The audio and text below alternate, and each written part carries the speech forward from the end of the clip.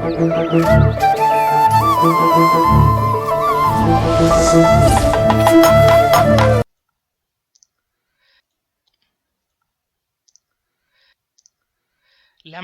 புளிப்பா, நடிகனுக்கே ஃபேஷியலா என்று நேற்று அதிர்ந்து போனது நிருபர் கூட்டம்.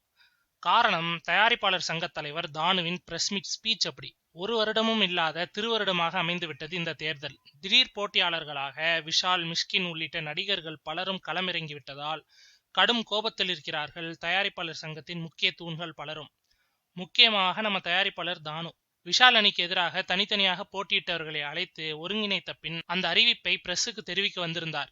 வந்த இடத்துலதான் வசை மாறி பொழிந்தார்கள் விஷால் மீதும் அவருக்கு ஆதரவானவர்கள் மீதும். தம்பி விஷாலு, உனக்கு வயசு 40 மேல ஆயிட்டு வருது. பேசாம நடிகர் சங்க கட்டிடத்தை கட்டணுமா, கல்யாணம் பண்ணணுமான்னு இல்லாம உனக்கு ஏன் இந்த வேண்டாத வேலை? வர வர உன் முகத்தை பார்க்கவே முடியல. அகத்தின் அழகு முகத்துல தெரியும். சார்மிங்கா இருக்கணும்பா. முதல்ல ஃபேஷியல் பண்ணுப்பா என்றார் தானு பலத்த ஆரவாரத்திற்கு இடையில். நிருபர்கள் கேட்ட பல கேள்விகளுக்கு ஆதாரத்தோடு பதிலளித்தவர் விஷாலை பற்றிய பல எவிடன்ஸ்கள் வைத்திருப்பதாகவும் அதை 29ஆம் தேதி வெளியிடப் போவதாகவும் கூறினார். அவர் கூறிய இன்னொரு தகவல் தான் பல யூகங்களை கிளப்பிவிட்டது. கௌதம் மேனனையும் பிரகாஷ்ராஜையும் இந்த தேர்தலில் எங்களுக்கு எதிராக நிற்க வைத்ததே அந்த பிரபல நடிகர் தான் என்றார் ஆவேசமாக. கமலஹாசன் தான் சொல்றாரோ?